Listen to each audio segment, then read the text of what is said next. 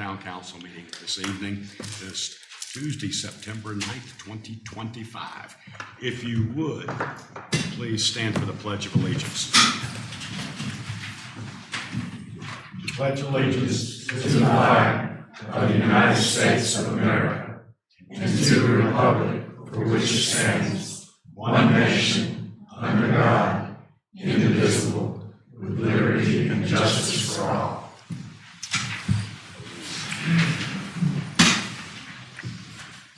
All right, I'll go ahead and do the roll call since I skipped over that.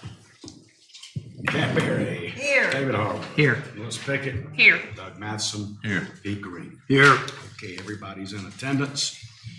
All right, approval of minutes, August 12th, 2025. Do I have a motion?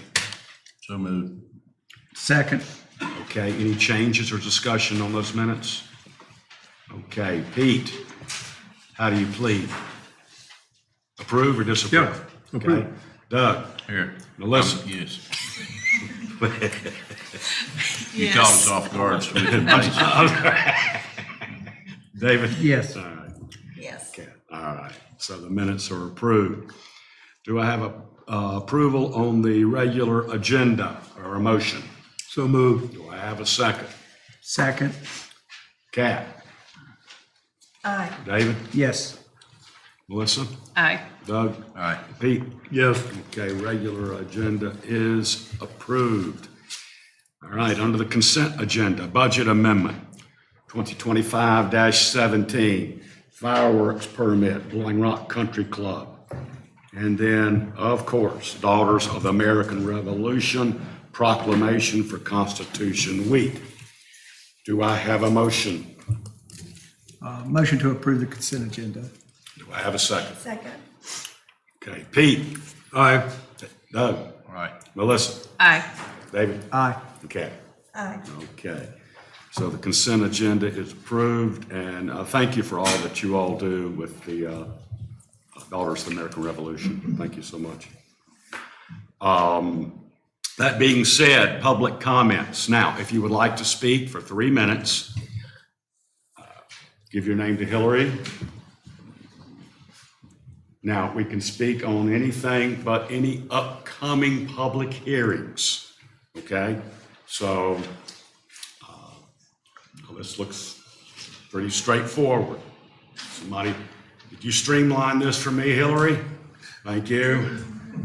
All right. Lee Rockamora. Hello, Lee. For the record, just state name and address. I'm Lee Rockmore. I live at 300 Laurel Park Road, and as probably some of you have seen, I walk the town, both into town from my Laurel Park residence as well as through and around town. I also walk, part of that journey takes me through the intersection of Dogwood Lane and Laurel Park Road.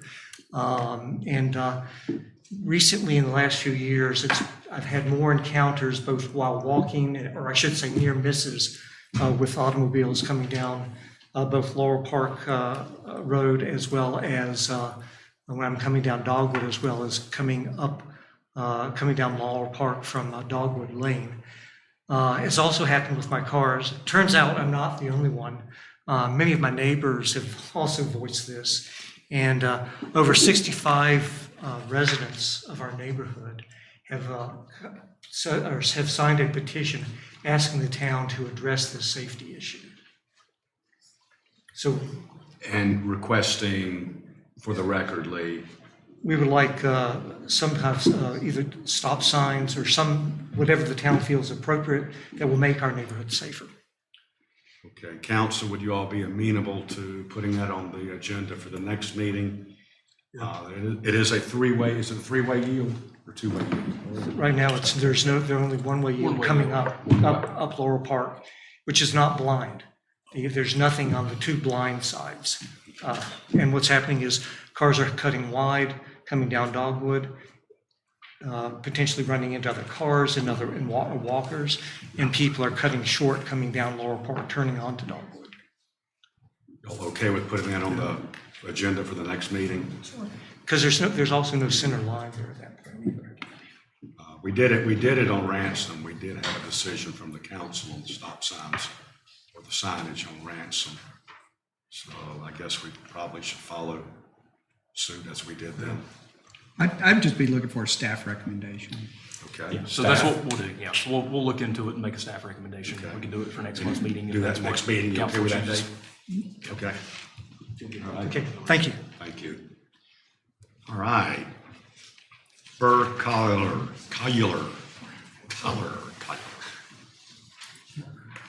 That's why I always call you Burr. If you would just state your name and address, Burr. I am Burr Collier, and I live at 323 Stonecliff Drive, and I'm the president of the Blowing Rock Horse Show, and I am here not to ask for anything. I am here to thank the town and the town council for helping us with our parking problem during the horse show this year.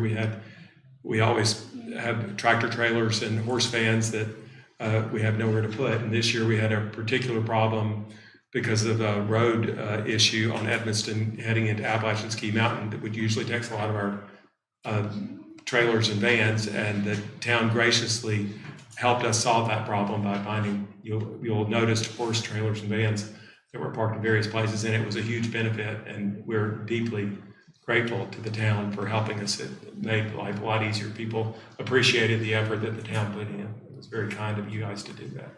And I also like to thank you for Matt Blackburn, has been incredibly helpful to us anytime we've had an issue. And when the horse show's going on, 3 weeks from now is not the time to get the problem fixed. And if we ever have a problem, he's been super helpful, and you've got a great employee with Matt, as you all well know.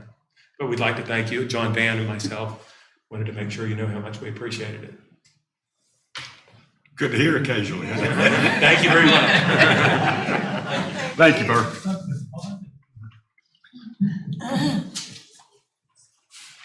Well, that is one of the biggest events in town. But moving right along, special presentation, Brom, Hurricane Helene. Stephen, how are you? Well, sir, thank you. Good evening. I'm Stephen Dragosick, and I live at 150 Celestial Drive here in Blowing Rock, North Carolina.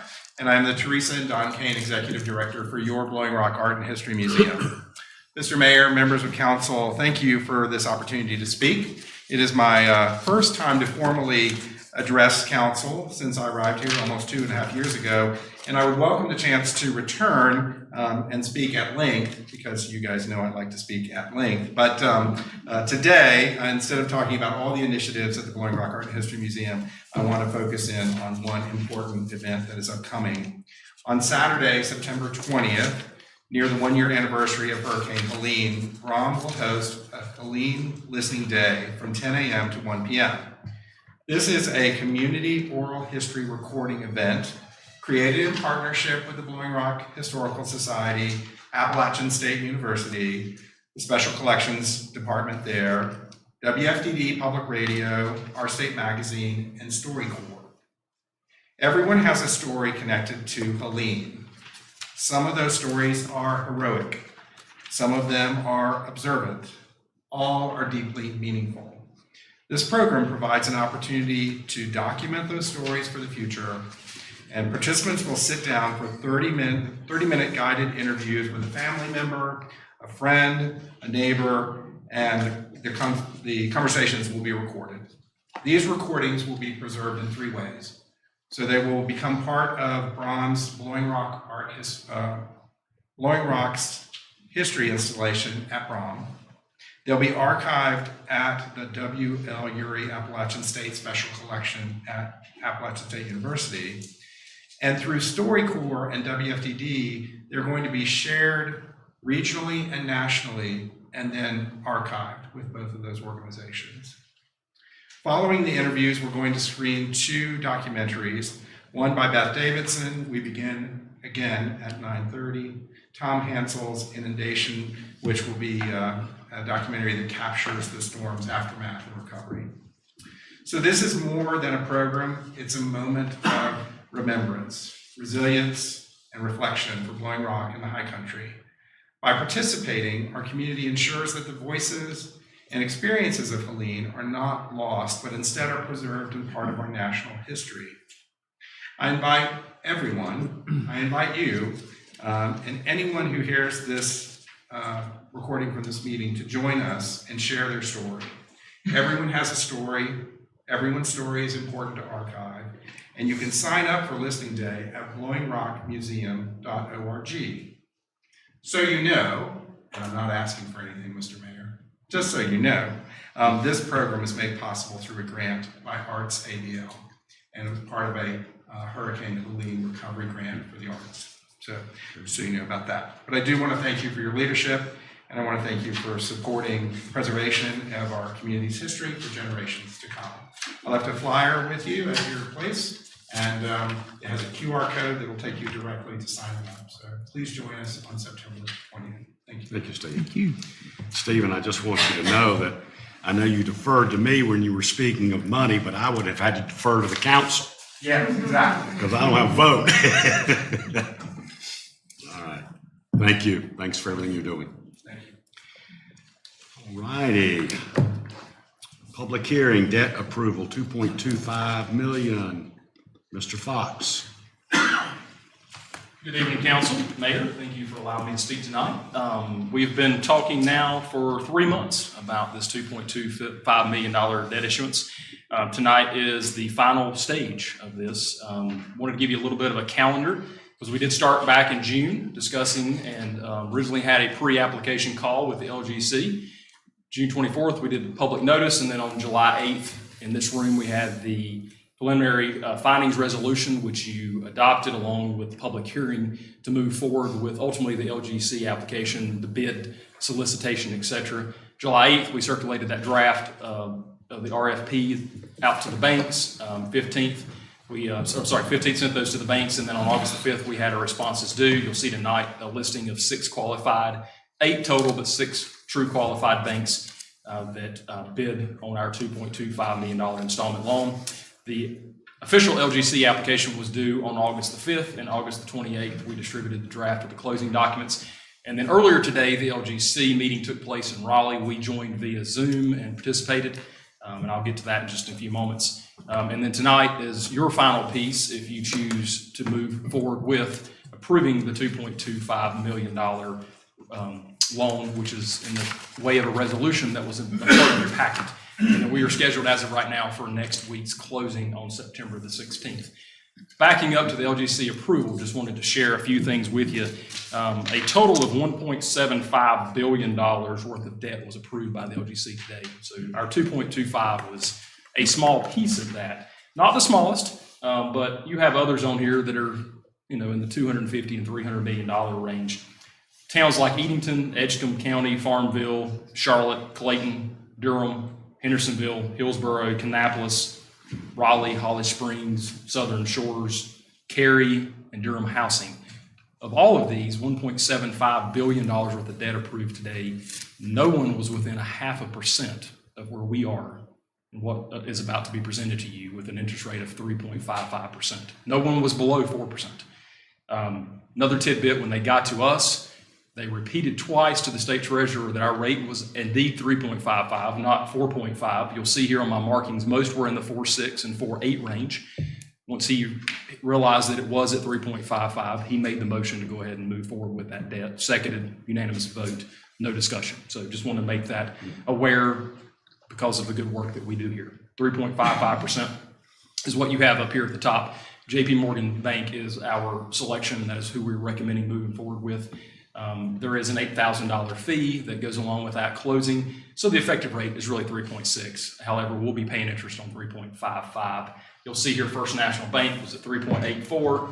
Pinnacle was at 3.82. Webster at 4.1. United Community at 4.24. And Huntington at 4.3. Again, 4 of these are lower than the lowest that was approved today, which I think, again, is important to point out. Staff report states that we did unanimously vote, you all unanimously voted to move forward with the solicitation of bids for the installment loan back in July 8th. The installment loan procedure to be used for the reimbursement of the town for the purchase of the 2 parcels of land that we've previously discussed for public safety and future infrastructure needs. It's also the payment for the 3rd and final phase of our Memorial Park project that is going on. And then lastly, the collateral piece of this is Fire Station 1, which was recently paid off just this past month and is for a new roof, on Fire Station 1 that would be an improvement that would be allowed for us to move forward with using and utilizing this as part of this lateral. We did solicit bids July 15th through August the 5th. On August 5th, we had 6 qualified bids. You saw the bid tally a few moments ago. JP Morgan Chase is the low bank at 10 years at 3.55% interest rate. So our recommendation is for you all to approve tonight the resolution that would allow for us to move towards closing. We do have a public hearing, so I'll stop there and answer any questions you may have. Go through this in a few moments if you'd like for me to, just shows where our debt position currently is. But I'll stop there and answer any questions you have before we go forward. Let's just highlight the debt-free fire station. Yes, momentarily, it is a debt-free fire station. That is correct. That's fantastic. Yes. Council, any questions? So our current debt payment for our 25-26 annual budget, the one that's already approved, the one that we are in month number 2 or 3 as of right now, total debt payments $1.75 million. 2 pieces of debt rolling off this year. One, the Buxton's property, which is approximately $200,000, and then Fire Station 1 has been fully paid for as of this past month. Both of which account for about $500,000, which we talked about during the retreat. Installment loans, equipment that was approved last month, essentially net to zero because it's a rolling stock. We roll one off, we roll one on, we roll one off, we roll one on. Those virtually have no impact on the bottom line from what the annual debt payment is. Our new loan at $2.25 million, approximately $225,000 in principal over 10 years plus interest. So our projected annual debt payments for next year, the 26-27 budget year, is $1.5 million, including the debt portion that is included with the $2.25 million. So we still see about $250,000 in savings from the current budget to next year, which we are anticipating having that capacity as we move forward. Utilizing something you saw during the retreat is part of our, handy Excel spreadsheet that shows our debt capacity and maps out our projections over the next, 10 years. You'll see here in 25, that's the year we just completed. 26 is the year we're in now. Remember, there wasn't much of a change in the annual debt payments. Again, this is our annual debt payments. That's where the $1.75 million is. Our 27 includes our new debt. That's the gray piece that puts us at $1.5 million. And you can see kind of a staggered approach there as we start paying off some of those pieces as we move forward. So this is part of what we discussed during the retreat, and we kind of projected that out as part of this, knowing that we had some capacity in the roll-off that was coming this coming year. When will the first payment be? 2026, 2027. So I think our first payment would be due in September of 26, so a year from now. Okay. So it does not appear until next year's annual budget. Okay. Now, citizens, this is up for a public hearing. If you would like to speak on this particular issue. Okay. All right, no questions for Shane? All right, do I have a motion to close the public hearing? So moved. Do I have a second? Second. Okay. All those in favor? Aye. Aye. Okay, all were in favor, Hillary. Do we have a motion? I make a motion, we accept it. Okay, Doug's made a Take the motion chase. to accept the, Second. Melissa seconded. Any discussion at all of matter? Nope. Okay, Kat? Aye. David? Aye. Melissa? Aye. Doug? Aye. Pete? Aye. Thank you. And I think myself and the council want to thank you all for all that you've done. Done a great job watching the numbers. Thank you. Thank you so much. All righty. Regular agenda item, Park in the Park 5-year renewal request. Parks and Rec Director, Ms. Brown. Hello, Ms. Brown. How are you? Fine.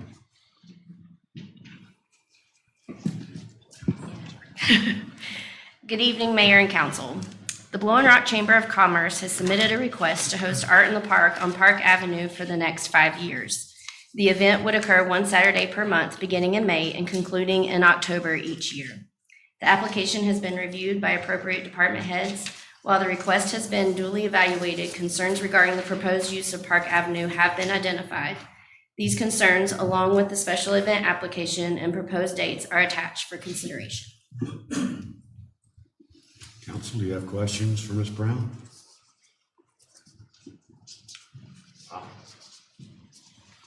Okay. I have a question. Yes, sir. So it's been on Park Avenue how long? 20 years? No.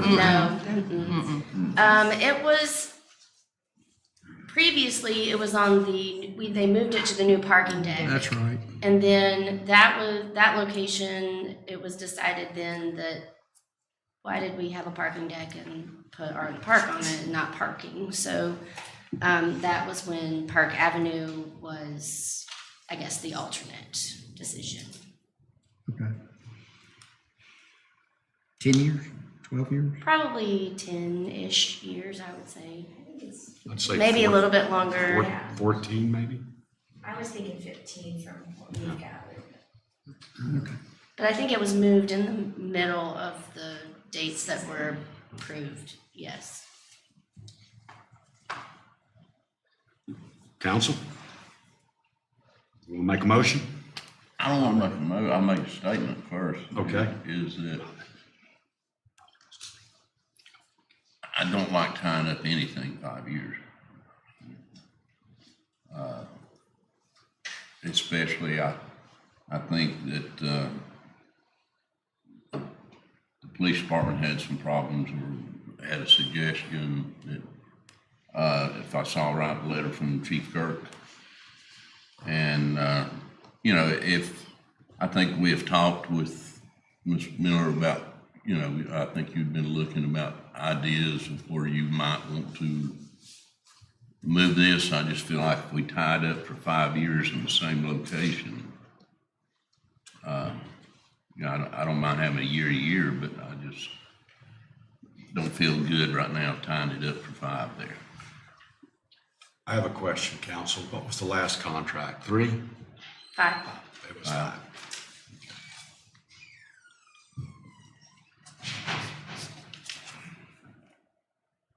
And I'm just, like I said, I'm basing that on one of our department heads.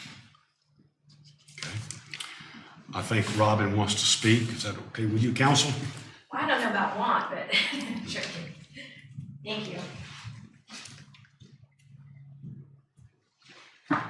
Thank you, Council. Thank you, Town Manager. I'm Robin Miller, and I'm the President and CEO for your Blowing Rock Chamber of Commerce.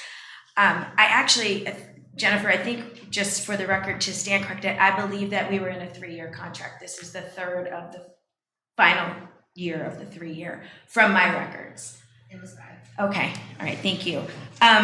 You know, I think the package, the application was supplied to you. We did provide a pretty in-depth summary. I do want to just kind of give you a timeline since my arrival. I met with Shane and Chief early February to discuss the challenges that we have faced with Art in the Park and being the new kid on the block, trying to overcome the challenges, navigate, and look for some solutions.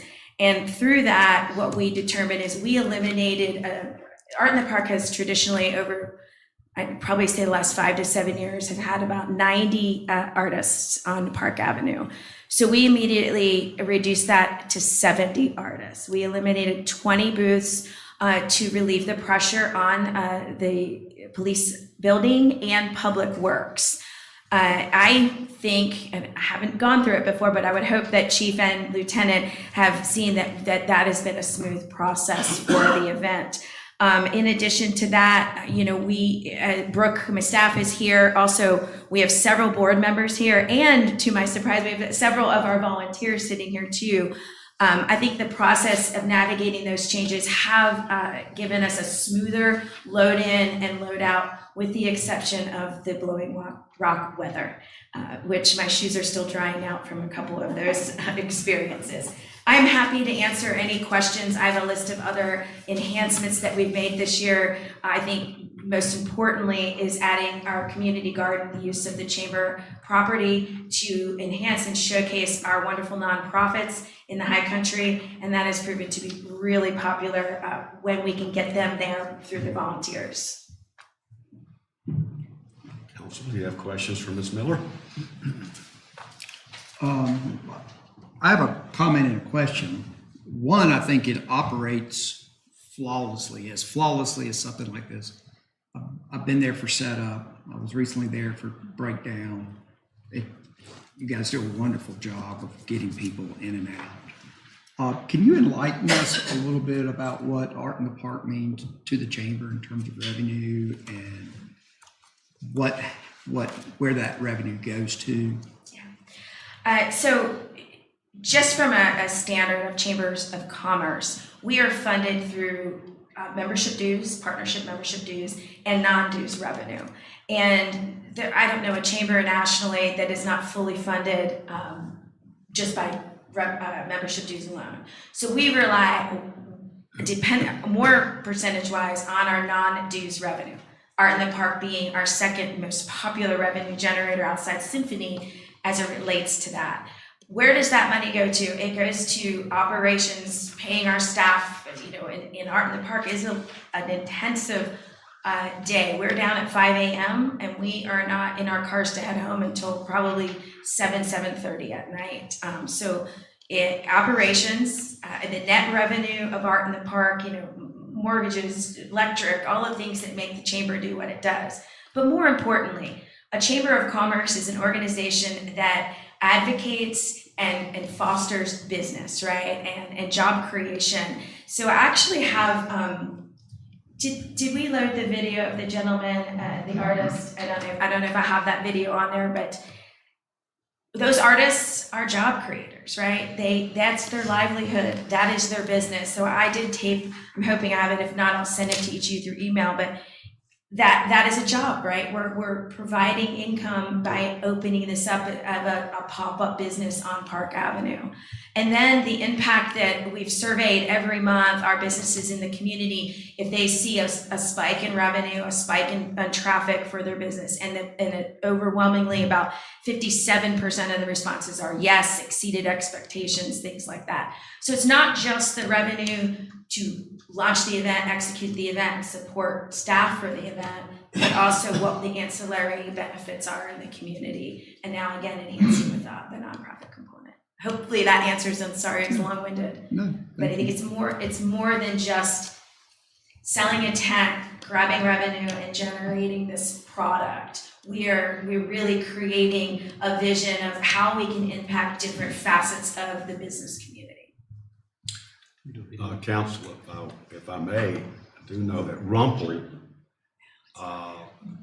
takes donations during Art in the Park days, and they well can exceed $1,000 in parking fees, which goes back to the community. Blowing Rock Cares and all the other little entities that mean so much to our town. So I do know that for a fact. So there's a lot of trickle down effect from Art in the Park. Yes, Pete. I want to thank Robin for the chamber heads up. Really, everything you said is very spot on. But I tend to agree with Doug that I'm not comfortable going out 5 years. I could see maybe 3, but 5 years is a long time, and a lot of things can happen in this town in 5 years, so. And I'm all for Art in the Park. I'm just thought that we was trying to look at some other things with trying to alleviate some of the problems that the police department were having and stuff. Our minds are always open, and I think we're existing in an ever-changing environment, whether it's the residential environment, the tourism environment, or even our business environment, right? So, I'm always looking at this with a fresh set of eyes to see what we can do to elevate it, enhance it, if it is, move it. I can tell you as of today, that research has hit a dead end from when this started in February. Just logistically, I do believe, and I hope that Chief would agree that removing those 20 tents at the end of the road did alleviate a burden. And I was shocked when I came that we did have tents in front of emergency services. So it is top of our mind and top of our list every time that we're there. You know, if a car is staged there during load out, it was pouring down rain last month, you know, I ran up and did our best to navigate those vehicles out of there as soon as possible. And we communicate that to our artists as well. Do you have any more questions for Ms. Miller or Ms. Brown? Thank you, Ms. Miller. Thank you. Would someone like to make a motion? I mean, you can make a motion, say, a three-year contract. Is there an opt-out on both, either end? Have we put in any language for an opt-out of any sorts? I don't believe we have in the past. No, we could. I mean, that's obviously something you can make that recommendation. Because if something was to come up, you know, we're obligated right there, so. In recent memory, COVID obviously became an issue with us trying to work with the chamber and figuring out a plan, you know, during those early months, especially with Art in the Park. We had nothing that was within the language, so to speak. This is more of an approval. It's not been really a contract. That's something that we can, you know, definitely address if you would, you know, give us that charge to move forward with. We're happy to do that, put together something that's more of a formal agreement versus just an approval here. What'd you like to do, Councilman?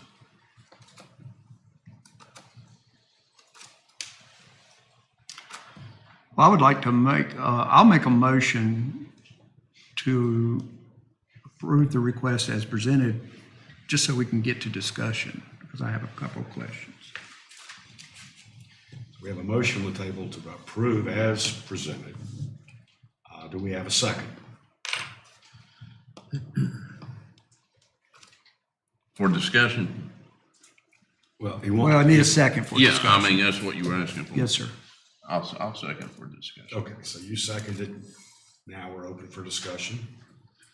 My question revolves around, I do not want to gloss over Chief Kirk's comments. And looking through his list, I think it sounds like, and Ms. Miller, maybe you can help me with this. I think the early merchant arrivals can be addressed. I'm sorry, what? Number 3 on Chief Robin, Kirk's. if you would, come up and see it better, and then you'll have the microphone there, so.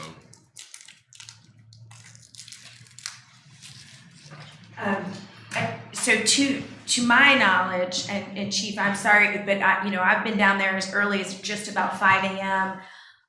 We've not allowed anyone in the police lot and purposely no big trailers. So the only early setup that we've seen, like if Brooke and I get there, there's like 2 vendors that are double booth with big trailers. So we tell them they can set up like around 5 a.m.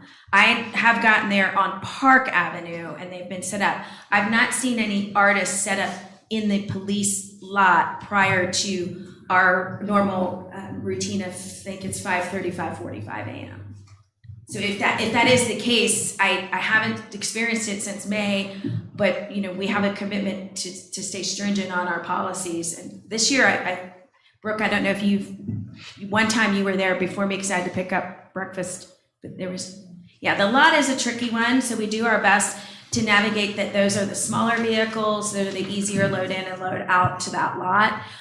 This month, I did walk there, and noticed that there were 2 artists with a chair in the front entrance of the police department. I immediately walked over, removed their chair, and said, "You cannot use that. That's not a common area for you." And we've scooted those tents away from the easement of the building.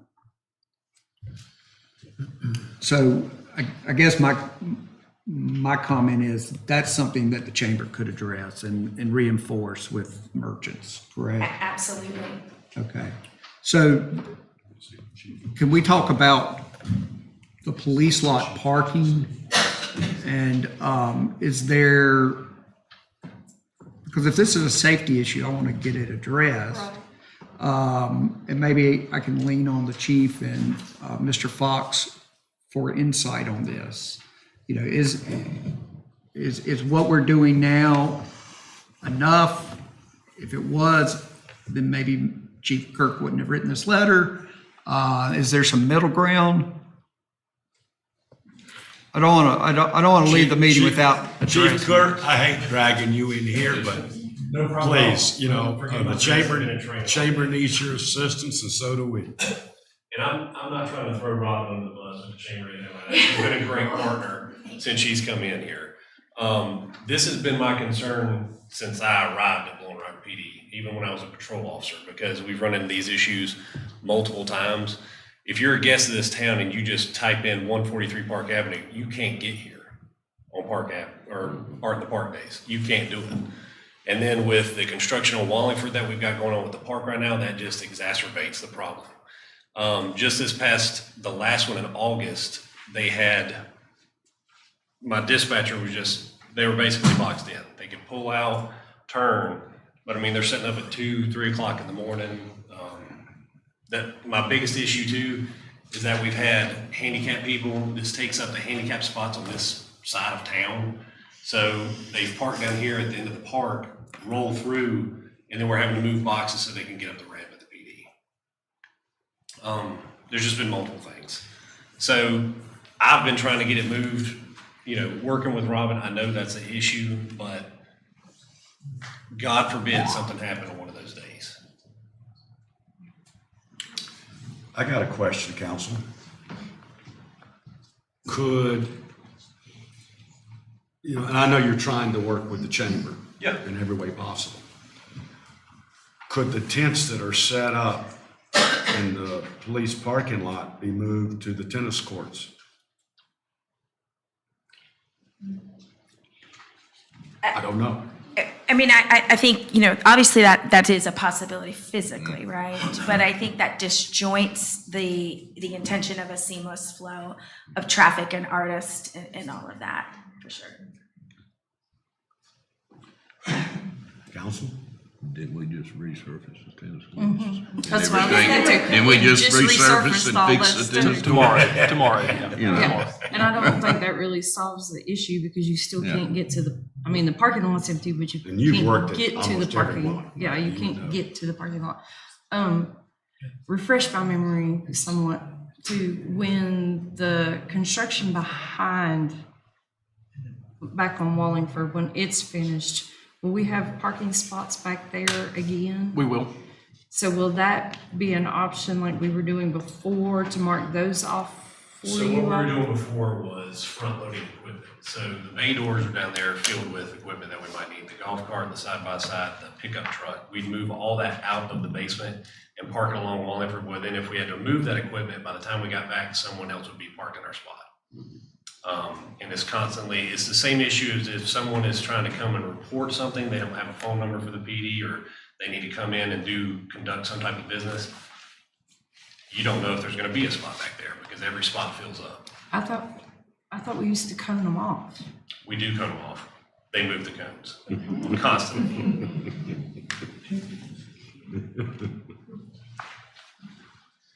Pete?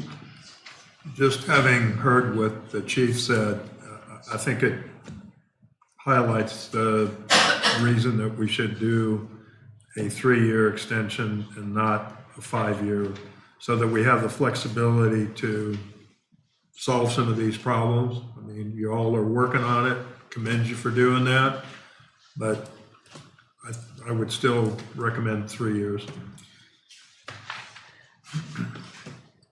Okay, we have a motion on the table to accept as presented, and we had a second. Would you like to amend your original motions, gentlemen? May I ask Or would you another like to move question? forward? Oh, Can I'm I sorry. ask Go another ahead. question? Yes. Should we handle some of this with signage? I mean, we could put, I'm just spitballing here. Could we put temporary handicap parking on these days someplace else along Main Street? And I realize you got an access space and a regular space that may not be to code handicap, but just trying to think of some middle ground here that we could do that, and then maybe some signage on how to get someone responding to that address on GPS, some signage on how to get to the police station if they need to. Sandwich boards, I don't know, I'm just, so that we can leave here and feel good about continuing art in the park. Yeah, I want to make that clear. I'm not trying to get rid of it. I know you're I not. just want it moved. No, you're doing your job, yeah. Well, I feel very conflicted about this because I love Art in the Park, and I think that Art in the Park is well positioned there at the chamber because the chamber's there. And it, is right off of Main Street. But I'm very concerned about it, and I always have been, about it being right there at the police station. And obstacles that imposes on safety. And I'm curious, I know that you've probably looked at as many different locations as possible. And I'm curious, I would love to know what some of them are and why nothing has worked out to change the location. Do you want my honest answer? Well, sure. The community. So as soon as the word got out that Robin and the chamber were exploring other locations, I spent more time navigating that discussion in this community than having the community rally around a positive solution. So we, as your organization, very willing to accommodate every aspect. And again, emergency service is a high priority. We have people rally around us with positive solutions. We will explore them and make every effort to accommodate that within the realm of what Art in the Park is to deliver. And that is a goal of high upscale art, a place that people love and respect to go to as an art function. And the location of that has to reflect that style of art as well.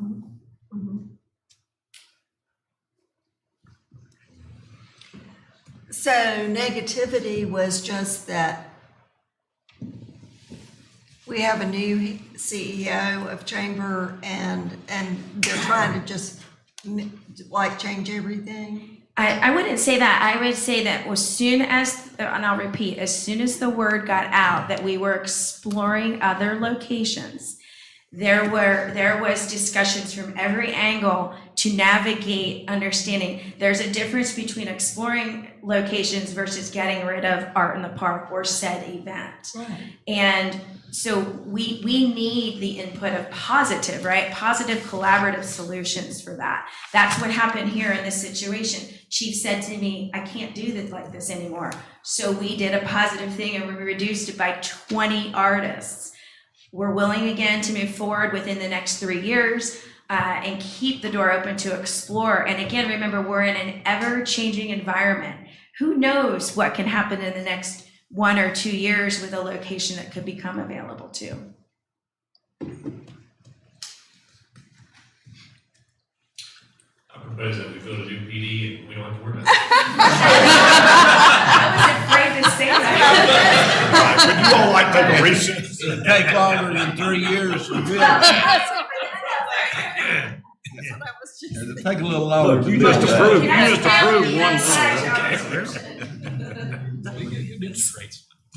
Yeah, they were getting, yeah, Shane said we're getting good interest rates, so. All right, council. So 3 years would do what? Would just give us, okay, it's gonna be where it is for 3 years, but then we're gonna explore other opportunities. for I'd like to locating. ask David if he would amend it to also add a clause in there for an option out that's never been in there. What is the purpose of that?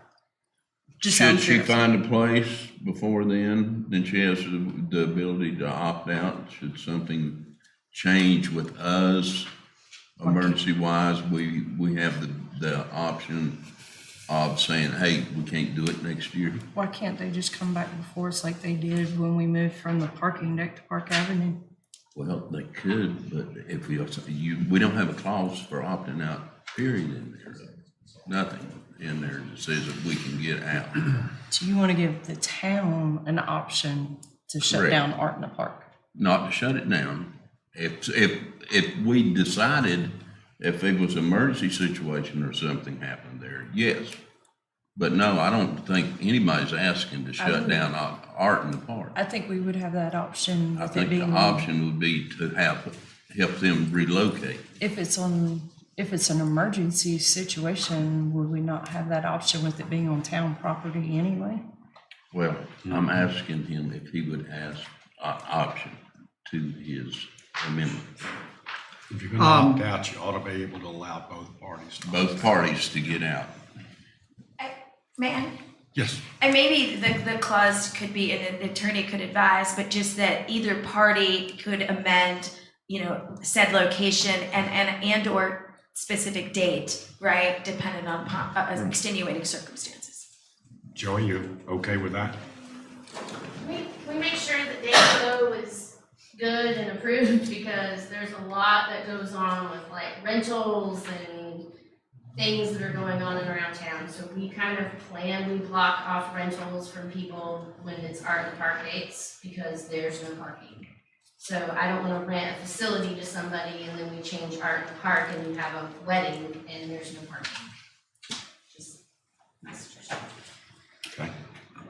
I'm sympathetic to that and I understand why you want to do that. I also feel like that the chamber needs to know that they have a place for the next 3 years because they've got to line up these vendors a year in advance, I imagine, or more.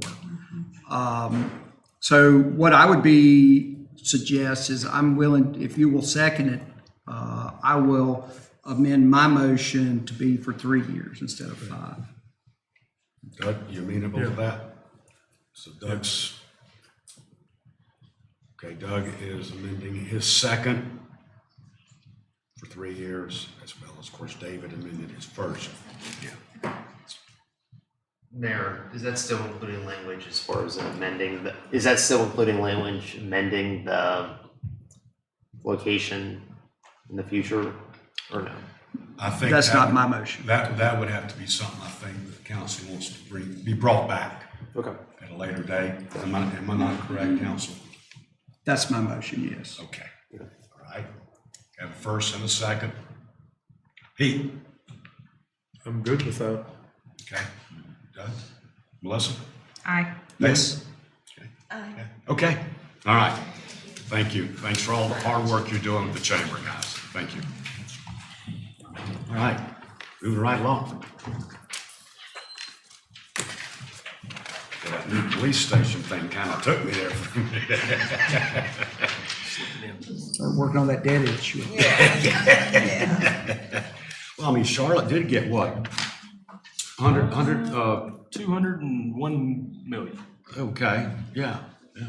All right, moving right along. Official reports and comments. One thing I want to say is we're now coming up on an election year.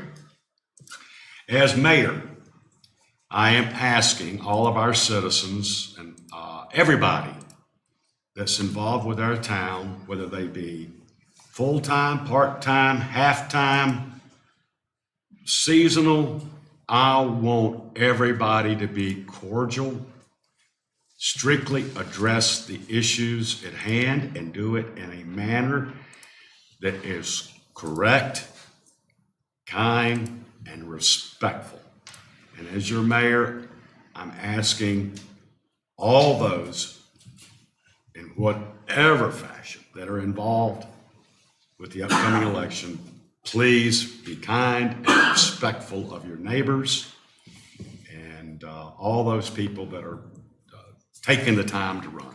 So, and thank you for those people that are running. That's it. Kat? Am I next?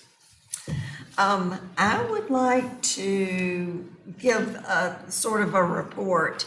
Doug and I have met several times, and in an effort to alleviate some of the parking woes that we have during high season with a lack of parking, we've talked about getting a shuttle service that would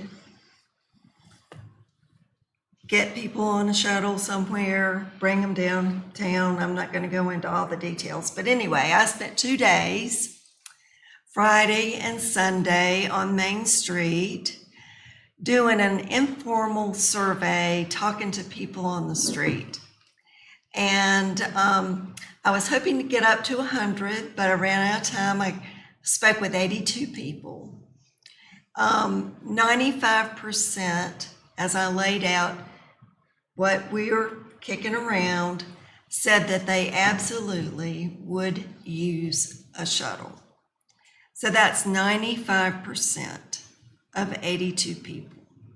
I will go back out on the street, don't know when, and continue to talk to people. I really would like to speak with close to 150 people. So we have some larger number for a random sampling. So I just wanted to make that part of the record and let you know what's going on, what I'm up to. Wow, thank you, Kat. Thank you, Doug. Wow. David? No comments. Okay. Melissa? I'm good. Good. No? I'm good. Wow. Joey? Shane? Come back up one more time, Mayor and Council. Just a quick update, Main Street is paved and marked. I think last time it was paved but not marked, so Main Street's marked. They have been out working the last couple nights uncovering the utilities. You'll see them out and about. If you're out late, at 2 or 3 in the morning, they're out recovering our water meters and sewer meters and et cetera. You're also going to see them over the next week or so starting to pave ditches along north and south at different places. Those are the final pieces of the Main Street paving. Since last month, Maple Street, Green Street have been paved as well. Memorial Park is on its way to being completed. Tennis courts will be poured tomorrow, Thursday, and Friday, so they finished up leveling everything out. Since last month, the picnic shelter was completed. Sod goes in next week, so we're still holding on, opening it up just right now until we get the sod established. Same with the shuffleboard court. We're sodding that area next week as well. Pickleball has been opened. It opened up this past week, and I think we've had great reviews back from the folks that have been playing. What's left after tennis courts will be the Wallingford side of the flat work, the sidewalk, parking area around the edge of Park Avenue in Wallingford. So we're getting close. Still scheduled to be completed within about 30 to 45 days, give or take, and that's where we are. Valley View Road is out for bid. It's currently out for bid, which is a great thing. It's been a year in the making, almost here, coming up on the 27th. We have a cost proposal and information that's out. So far, so good. We've had good responses for contractors that seem to be interested. We're not in competition, but we're also out to bid at the same time as Boone with a couple of their slides, and we seem to be dealing with some of the same contractors, which is positive. You'll have that on your October meeting agenda as long as everything goes accordingly for you all to approve. We met with FEMA again today. FEMA's lock and step with the work that we're doing. McGill, Catawba Valley Engineering, others that have helped us along this way develop the scope. They're very pleased with it. Again, that's our last project. Everything else was paid for and reimbursed prior to the end of the fiscal year with FEMA. So this is that last piece, and it's a big one.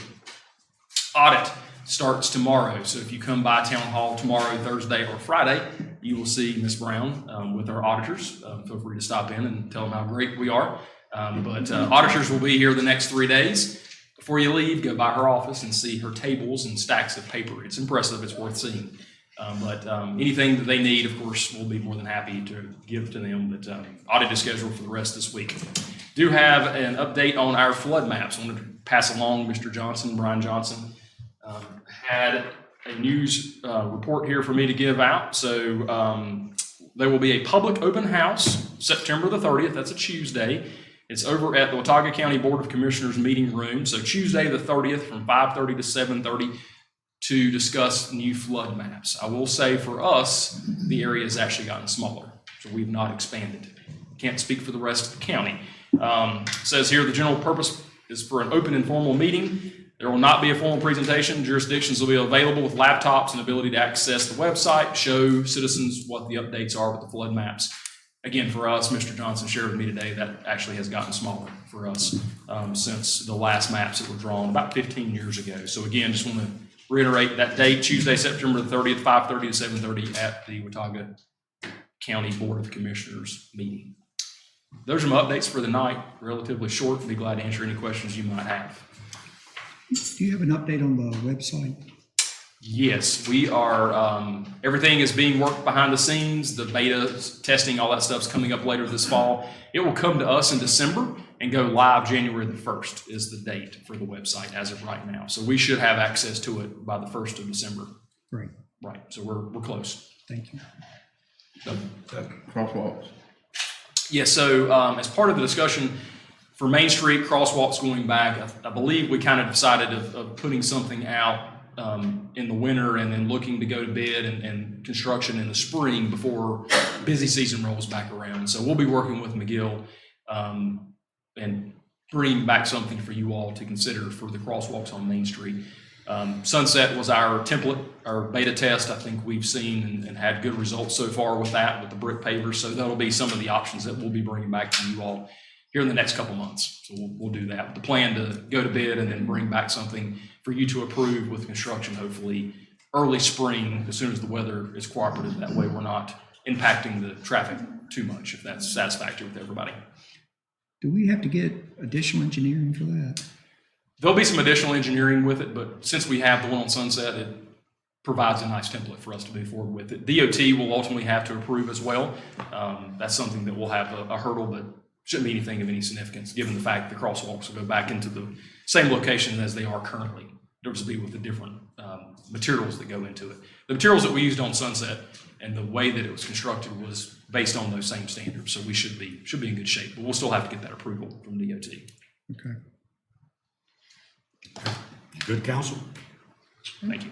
Okay, ladies and gentlemen, we're going to be going into closed session after a short recess under North Carolina General Statute 143-318-11A5.